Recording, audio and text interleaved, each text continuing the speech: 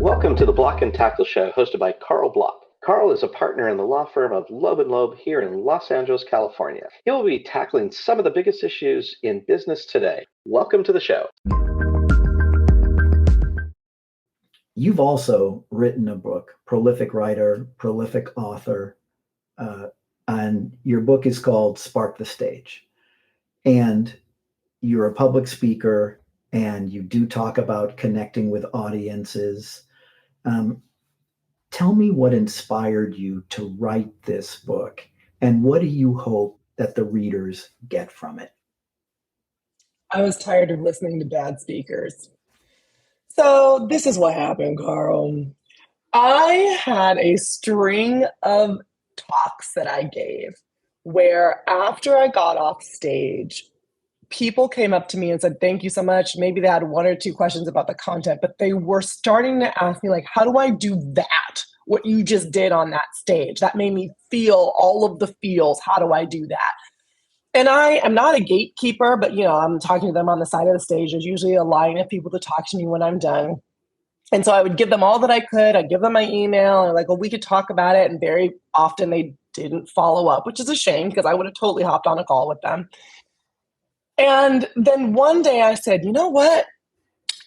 Look, I really want to answer all these questions, but I need to do it in a way that makes sense for my time. So I am going to offer a 4-part workshop, live workshop taught over 4 weeks. And let's see if these people who claim they want to be speakers show up.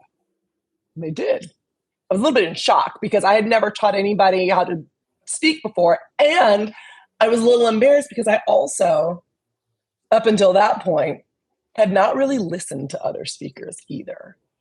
So what had happened was in the very beginning of my career, I would listen to a bunch of other speakers and I would often leave the room uninspired. And so I said, this is actually bringing my energy down and bringing me to a place where I feel like I can't deliver in the next hour or two when I have to get on stage. Let me just kind of keep to myself. And that's what I did. So when I was supposed to be teaching a bunch of other people how to speak, I said, well, I guess I need to figure out what I do that is so different. So I put that into a 4-week workshop. They loved it. They said, you have to sell this. So I turned it into a course called Spark the Stage, which is still available. It's an on-demand course with a 12-month group coaching program that you can get at aleyaharris.com/spark. And from there, people encouraged me to use my methodology to reach the masses. The students that I've had that graduated and that were in the beginning parts of my course encouraged me to write a book. I approach speaking very differently. I approach it from the inside out. I approach it from a lack of ego. And I approach it from the perspective of everybody has a story to share and useful information to impart. It just needs to be packaged authentically and clearly to make an impact and to compel people from the stage. So I put all of the frameworks that I developed based on how I naturally spoke. I put it in the course, I put it in the book, and the book became a bestseller. And my course now has lots and lots of wonderful, happy people in it, becoming better speakers who go and listen to them speak willingly and with joy because I know that they're going to be good. That's an interesting story. There are people that I know that have written books and have been very reticent to give away secrets or do the course because they only want to have people call them and do business. But you're giving back, it seems, and you're helping a lot of people. And obviously, it would be very rare for somebody to take a course and read a book and say, oh my God, I'm an expert. I can do exactly what Aleya does. I can go out and be a consultant. I can kill it as a public speaker. I can go speak at the Coliseum or whatever. But that's very, very, very good. Have you gotten feedback from people about and in ways that have made you a better speaker or a better coach from doing the class and the book? All the time. I am a little bit of a weirdo, I think. And I wasn't actually sure if other people were gonna match my weird or want to once they figured out like how I do what I do. There's a lot of meditation, there's a lot of journaling, the first third of the book and the first third of the course is all about rooting around on the inside of you with very specific ways and things to do that. Some of it is about forgiveness. Some of it is about, taking Epsom salt baths. All of it, all of the things that I do are all in there. And I was a little concerned that people might think it was too odd. Oh, let me just get on stage and tell me the right words to say and where I put my hands. But that was the opposite of the feedback that I got. So it was really great to get, kind of some validity to my method, that it was duplicatable. It wasn't just me. It wasn't just the magic of Aleya, although I am pretty magical. It was the magic of everyone. Everyone could use the tools that I gave them to unleash their magic. And that was my best piece of feedback. When I have watched my students on stage and be like, oh my God, that made me feel something. That moved me. That felt good. I liked that. The other pieces of feedback that I've gotten is that people sort of want to stop taking the course and sort of want to put the book down because I didn't think that was what they were signing up for, was a full introspective existential crisis. But that's what they get, but then they keep going because they realize that this is probably what they need right now, and it absolutely and always is. So it's the surprise and shock. Like, even if you read the Amazon reviews, some of them are like, I don't think that this is what I thought, but it was exactly what I needed. And that's been my favorite type of feedback as well. Oh, that's great. And have you ever had anybody say to you that, for example, you've changed their lives from just taking the course or reading the book? That must be enjoyable. I have. I was like, how do I say this without sounding like I'm very full of myself? But I have changed their lives, given them hope when they didn't have any. I've had students that have hit rock bottom either right before, during, or after the program, and they can always come back. Once you buy me, you're kind of stuck with me. Whether you like it or not, I'm going to check up on you. I'm going to make sure you're okay. I'm going to help you get unstuck. And that's also why I structured the program in the way that I did. It's not like you have 6 weeks and you're out. Like, you can take the course however long it takes you to take it. It's on demand. And then you get access to me for a year or more. I say a year, but just like I said, you're kind of stuck with me because I'm now invested in your success. And then because of that, and because people know that I'm going to be there, they're able to open up. I've even had people buy the course that, this is going to sound ridiculous, but it's the truth. So I guess it isn't ridiculous, but I've had people buy the course that don't actually want to be speakers. They've bought the course because they know that the methodology that I teach people to get close to their radically authentic self will help them through a challenging time as an entrepreneur, and be able to tell their story to themselves and be able to tell a new story to themselves so that they can overcome whatever barriers that they're going through. And that has been a huge testament to the power of my work as a storyteller and a human. That's amazing. So the book mentions the Radical Spark signature talk. Tell us a little bit about that. The Radical Spark signature talk is a framework that I designed that allows you to impart yourself, make sure that the audience knows what's in it for them, so you're not just up there talking about yourself. It turns your stage experience into performance art and a group experience that people are engaged in. And it has people have clear and tangible takeaways so that when they leave, they actually have the opportunity to transform. That is one of the goals from stage. You as a human being cannot transform someone else. People say, oh, you're a transformational leader or you're a transformational speaker. All you can do is to give people the tools in a way that hits them in their head, the heart, and the gut, which if you can do that, they will be able and motivated to transform themselves. So they need to be able to hit it in their head so that they understand the problem that they're facing, what happens if they continue along that same path, and they can clearly articulate to themselves and others what the limitation is to them getting what they want. Then you motivate them in their heart. They need to feel something. People are so scared of feelings. People are so scared of having people admit that they're afraid or that they don't know or that they're overwhelmed or that they're stressed. One time in a talk, I was giving a talk on burnout to the construction industry, which has the highest suicide rate of any industry, by the way.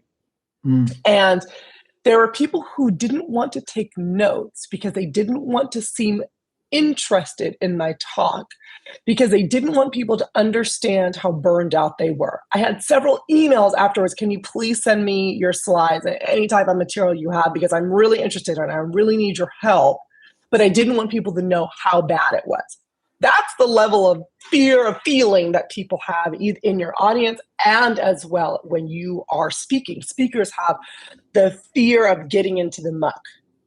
I don't. And the way that I structure a Radical Spark Signature talk is so that you have people feel the feelings that motivate them to create their own transformation, so that they feel in their gut what they deserve, what their value is, the steps that they need to take to get to their potential so they're leaving no potential on the table.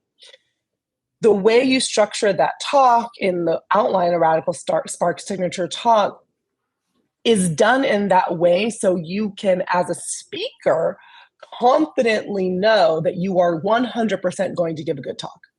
If you follow that outline, you will not give a bad talk.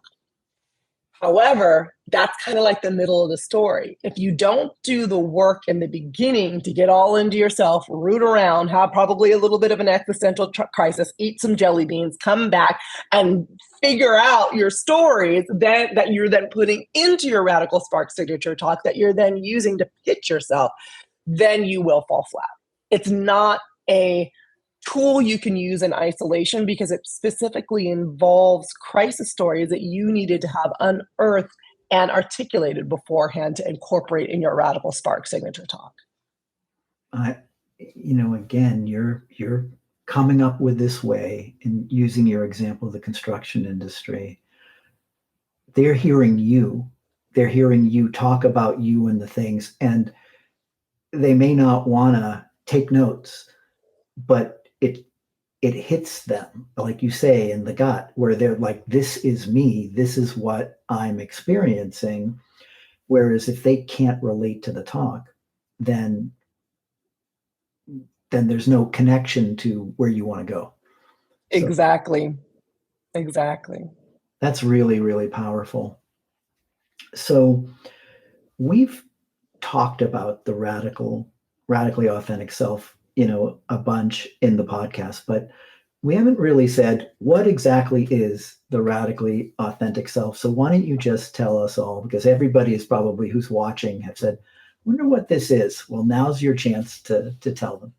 Now's your chance. Your radically authentic self is the part of you that knows, the part of you that is omnipresent and is omnipotent, the part of you who is wise and is undying. I call it your radically authentic self. Other people call it your soul. Other people call it your spirit. Other people call it your highest self. I call it your radically authentic self, one, because corporate people get scared when you use the word like soul in the middle of the boardroom. Two, it's because I wanted to remove any type of religion from the concept and from people thinking of it in a religious sense.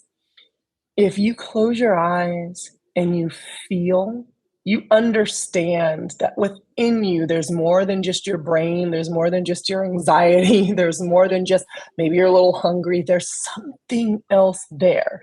There's that thing that one time told you to call that person in and ended up closing the deal. There's that little voice within inside of you that told you to move to the other side of the street. And then, oh my gosh, there's a car that crashed into the sidewalk.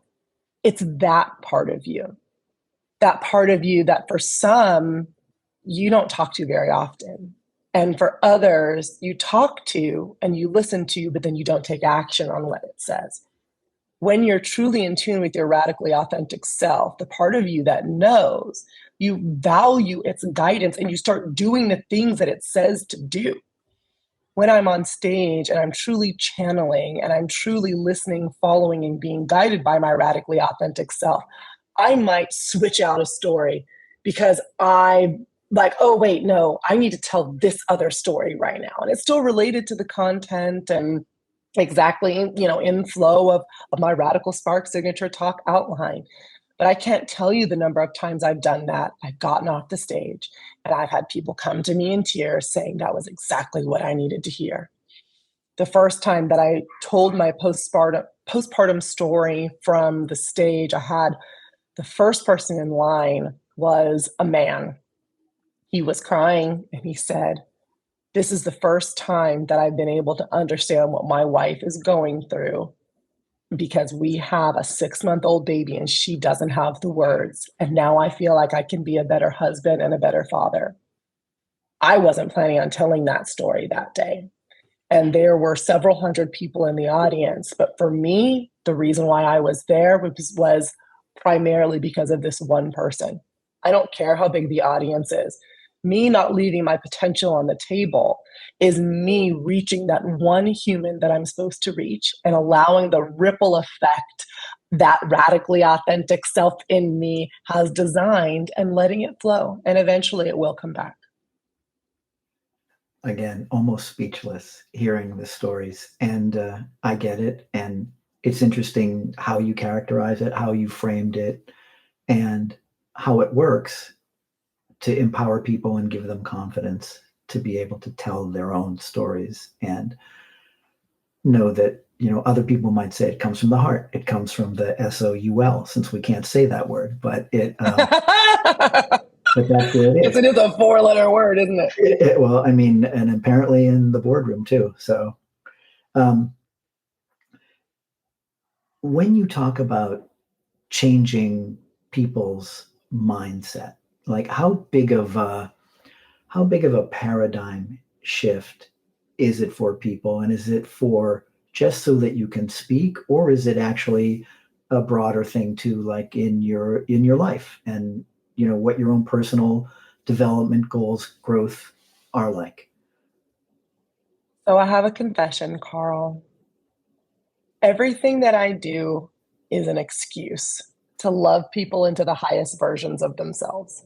Big, bad excuse. Doesn't really actually matter what I'm doing. I just need you to be able to come into my world so that I can help you. And I will bait you with whatever you need. You need a speaking course? Here you go. You need some messaging? There you go. You need some food when I was a chef? There you go. Oh, finally. Now you're in my world so I can help you. So everyone's mindset shift and heart shift needs to happen, but I can't tell you what it is because everyone starts in a different place. I've worked for some of the biggest stars in film, television, music, some of the richest people in the world when I was a chef. And I remember this one guy, I worked in his house. He was in his 30s. It was a house that was so large that it had a ballroom, tennis courts, a bowling alley. I got lost in it one time and had to call the maid to talk to me over the phone to navigate my way back to the kitchen. And one day this man comes home with a jar of Prego spaghetti sauce, to which I was like, I've liked this man up until now, but if this is his snarky way of firing me, he is about to see a whole nother side of my radically authentic self, right? But that wasn't it. He had a really hard day. And on his way home, he stopped off at the grocery store and bought this jar. And he asked me to make it. And I said, sure. but you gotta tell me why. You can't just bring home Prego and like be like silent about it. And he said that his mother, who he's from money, didn't know how to cook. They had cooks and chefs. But when the kids were having a bad day, she only knew how to make one thing, and it was pasta with Prego sauce. Oh. And he had a really bad day, and he missed home. He was from Europe. He missed home, and he wanted to feel less lonely, more loved. And so as I made him his Prego sauce and noodles, we talked, and he cried, and he felt loved. And I realized that I was actually then in that moment doing my job. That's what culinary school had prepared me for. That's what life had prepared me for, was that moment to do my job. And whether I'm hawking Prego tomato sauce, whether I'm catering, multi-hundred people dinners, whether I'm doing a course, helping people find that radically authentic self, let it speak to them, let it love them, let it calm their spirit. That's what I do. And that's what I do through story. I now have to train myself to speak in response to your story. And when you actually change their mindsets, and again, I've got two tracks in my brain. I'm still processing that story, and I know I want to ask you this question. Every person is different, and is there any sort of secret sauce to you knowing how to get somebody from where they are to where they need to be and differentiate yourself? Or, how do you just have like this incredible EQ? How is there something that makes it particularly, I don't want to say easy, but makes you confident that you can teach them to be authentic and to differentiate themselves? The thing about a radically authentic self is that it does not exist in isolation. So I've done the work and I shared the work. That's the work that I share in my book and in my course. So I've done that same work and some ayahuasca experiences, which I couldn't put in the book, right? I can't like ship you ayahuasca when you get my book. So that would be the only thing that's not in the book that I've also done. And I've gotten in touch with my radically authentic self. The thing is, it's in touch with your radically authentic self, Karl, and the client who wanted to have the Prego, and the person who told the story of their aunt being setting themselves on fire. And my radically authentic self has the ability to connect me, and my job is to listen. So if I've gotten any type of special power, it's that I am acutely tuned in to what your radically authentic self is trying to tell me underneath your words, underneath what you think you're supposed to do, the shoulda, coulda, wouldas, the pain, and getting you to push through so that you can hear it. And then we can use what it's saying. And you're not afraid of what it's saying. You're not afraid of how great you are. You're not afraid of stepping into your power and what that could mean. That's the secret sauce. And it's not really secret because like I totally wrote a whole book about it. Like it's not that secret. Yeah. You just have to do it. Well, okay. But as you know, and I appreciate the humility, you could write a book about how to play for the Lakers, and I could read that book. It doesn't mean I could go play for the Lakers. So you are being very humble. So really, when we talk about the aggregate of this today, you are a mentor, you are a problem solver, you use your experiences to help others. You are all about authenticity, relatability, empathy, vulnerability in a way that I don't often see people who are in marketing doing. I mean, I know that when people, are in consumer products, they want you to be able to relate to the product, but this is on a much deeper level about getting people to realize this and to empower them and get them to do this. And it's just been really extraordinary talking to you today. And frankly, even though we talked before, and even though I've, peeked at your book and some of the things you've written, even sitting here today, I really had no idea how special you really are. And Oh, thank you. how courageous you are, in addition to being vulnerable, authentic, empathetic, and relatable. So it's really been special. Thank you. I appreciate the forum to talk, to share my stories, to connect with you and with everybody else. This is my favorite thing to do. So thank you for allowing me to do that with you today. No, my pleasure. So for anybody in our audience, if you have comments or questions, first email me at Karl at blockandtackleshow.com. And I will, by the way, the and is not an ampersand. It's blockandtackleshow.com. And if there are questions that directly you want to have Aleya address, I'll forward them on. And I really think you're going to learn a heck of a lot from watching our episode. So thank you to the audience for taking the time to watch this very impactful episode. Thanks for tuning in. If you want more info on the show, please visit blockandtackleshow.com. And you can also email me at Karl at blockandtackleshow.com. Thanks for tuning in.